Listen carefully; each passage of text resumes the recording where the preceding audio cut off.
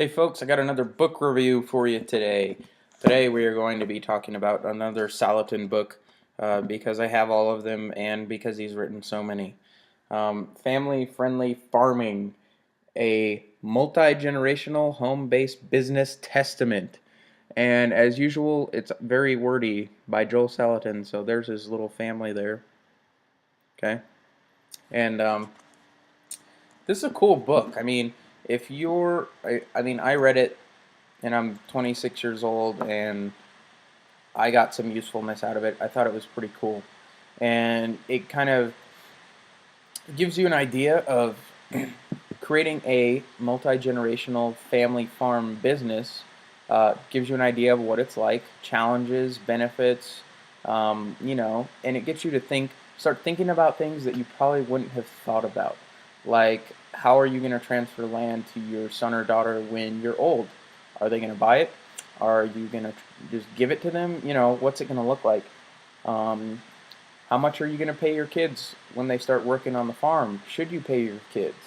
Um, there's just a lot of good insight in this book, and he has the firsthand experience and knowledge of doing it for the past 30 or 40 years, so it would be wise to listen to him.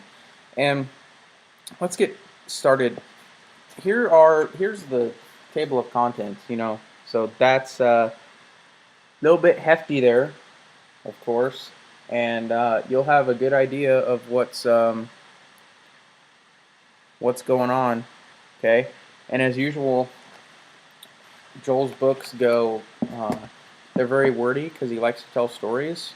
I find that fun and hilarious, and it's about 388 pages of actual reading. So, you could read this in a few days. Unless you're a speed reader, you can read it in 2 hours. So, there you go. Let's start with the perspective. He talks about his vision. Then he talks about growing up on his farm, cultivating the proper view of money. That's really important. Um, Setting goals, appropriate size, and then a little subtitle to that chapter of the appropriate size is that growth has its downside. So growing exponentially every year is not necessarily a good thing.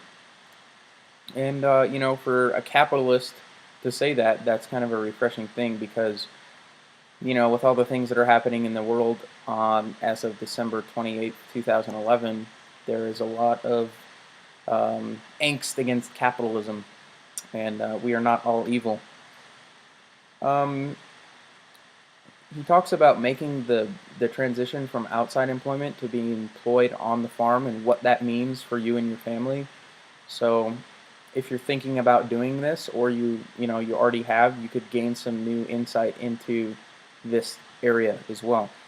Then he talks about restoring community, and that is really cool. All the greatest farmers right now of our time are talking about restoring community. So he talks about that. The 10 Commandments for making kids love the farm.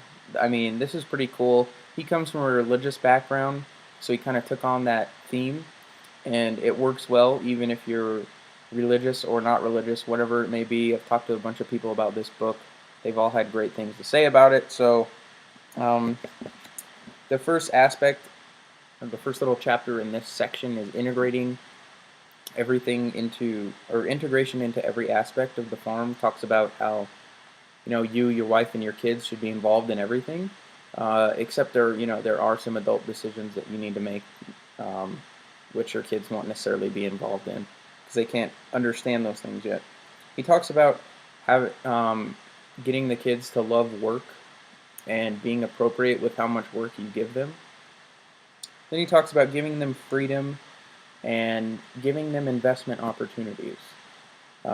Basically, this whole chapter could be summed up, or this whole section could be summed up in treating your kid like a human and not as a work slave, essentially.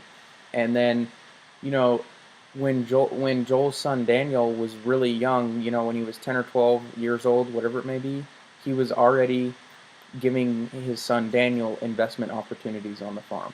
And that was a huge deal because now his son has ownership in the farm, as opposed to his son working for him for 25 years and then maybe he might get to run the cattle ranch or something like that, So he's giving him ownership, which is really important. Yes, and even at a young age. Um, and he even talks about how his son has made uh, a decent salary every year, either by Joel paying his son for his work or by Daniel making his own money from his rabbit operation. And I think his son made like $10,000 a year or something when he was like 12 years old, which is awesome. Um, you know, and then there's if you're a child labor person and you're concerned about that, just turn off this video and leave because um, Joel's son is working willingly and he's not forcing him to work, and it's important to uh, develop that in a young person. So.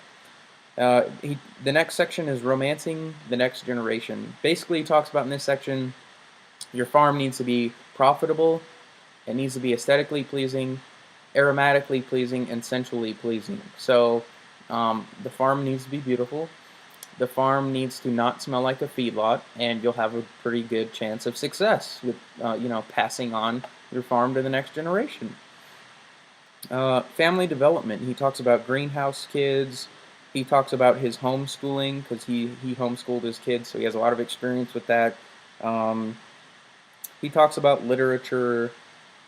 He talks about he even talks about like soccer and little league baseball, and I don't share the same opinions he does about that. Like he's not really big on soccer or little league baseball. If my son or daughter in the future wants to play that, I'll probably support them in doing that.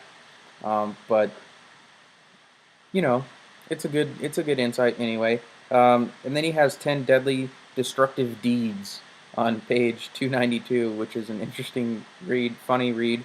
But he finishes up that section with nutrition and lifestyle. So basically, eating right and getting exercise via the work we talked about earlier. He then goes on to talk a little bit about his philosophy a little bit in the next section called A Sacred Work. And if you're familiar with his other books and you've read his other books, this will be familiar to you. Multigenerational Transfer is the next section. This book is worth purchasing or reading just for that.